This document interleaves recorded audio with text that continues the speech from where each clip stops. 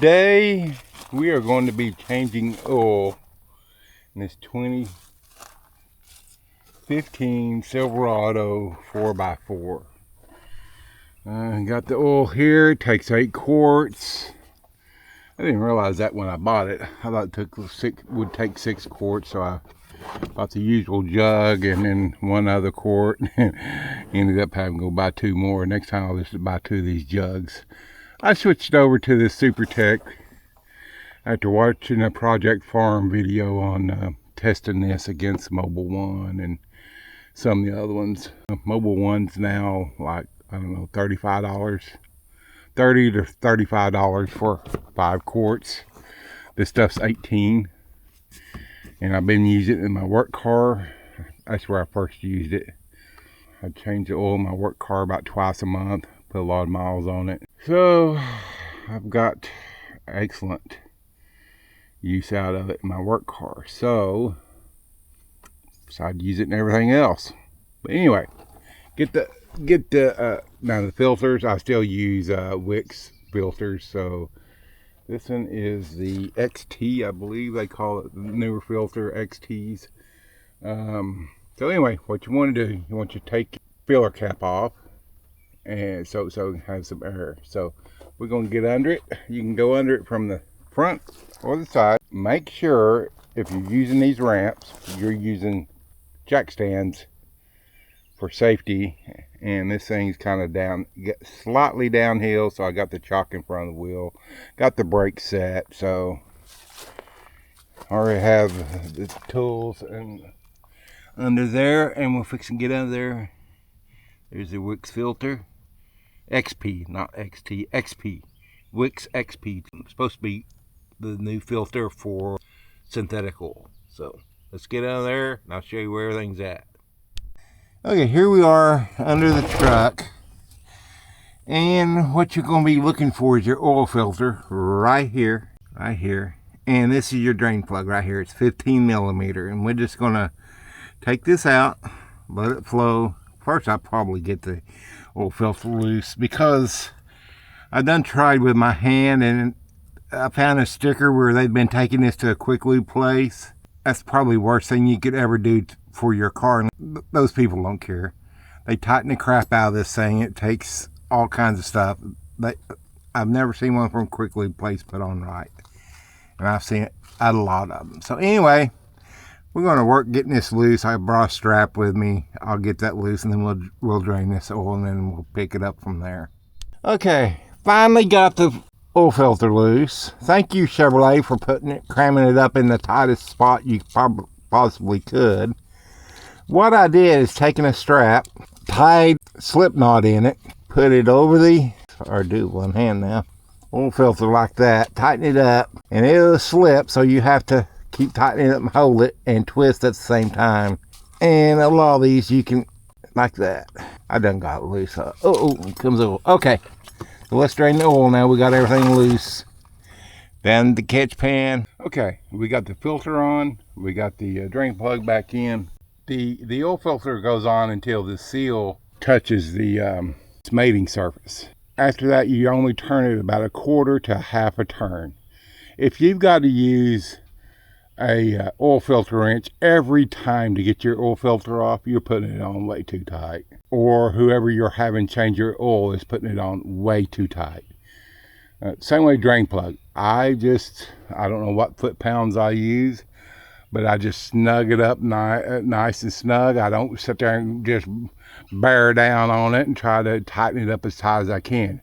It's a good way to strip your threads out and then end up having to get a new oil pan plug. We're going to put the oil in here. And no, I did not fill my filter up. I've done it. I've not done it.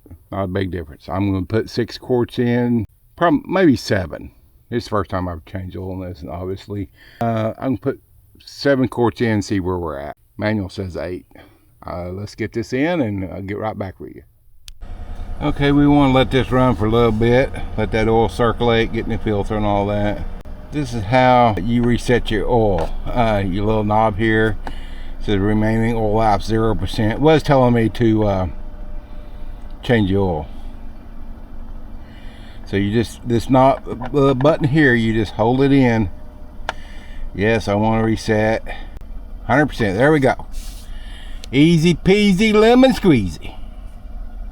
We'll let this run about a minute or two and then get out and check the oil level. While you're running there, you want to get under there and clean any oil up that spills on the cross members, whatever, and check for oil leaks. I got a drip right there. It's coming off that cross member where I took the oil filter loose and the oil coming down. So, but I'll double check it before I take it off the ramp. If it's coming from the filter, it'll be going down the side, and you can just tighten the filter up a quarter turn or something like that. If it's coming from the drain, there again, tighten it up a little bit, but it's snug. It shouldn't need much more. But I can see right there where I spilled the oil and it's dripping down. So anyway, let's check the oil level. Okay, I don't know if y'all can see it. I just now noticed this. Can y'all see that up in there? Can y'all see what's up inside my grill? I don't know if that's there since I bought it, which probably is. Well, no, because yeah, I've had it 6 months or so. So yeah, it could have built it this spring. It's a bird nest, probably a wren, because they like to get on my porch and find any little corner or someplace out of the open, build a nest. I don't know how in the world I'm gonna get up there and get that thing. Okay, let's see what we look like on the oil. Oh, yeah, and I spilled a lot of oil there. I don't know if y'all can see that or not. I can't. I'm gonna have to put you down, clean that up, and we'll check it again. Okay, I don't know if y'all can see that or not. It's just below full, and that's with 8 quarts. So we've got the oil in there. Now I will drive it. Next time I drive it wherever I go, when I get back, I'll check the oil level again, and I will check again once more for any leaks under the truck. Now, if you're parking on a driveway or hard surface, you can obviously tell if you're going to have leaks or not. So that's how you change your oil. Save yourself, I don't know, what's the oil change now? I seen some place wanted like $65 to change the oil in my Ford Focus.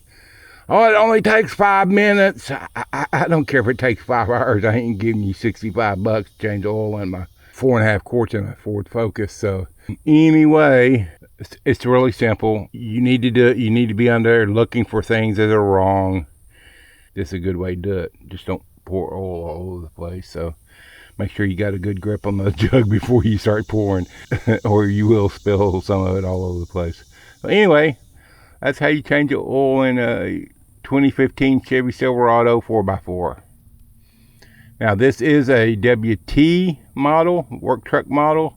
Your model may be a little bit different. If you got one that, I don't know, LTZs or whatever they call, Z71, whatever, you know, yours may be a little different as far as the settings inside on the cab to reset the oil, but everything else should be pretty much the same.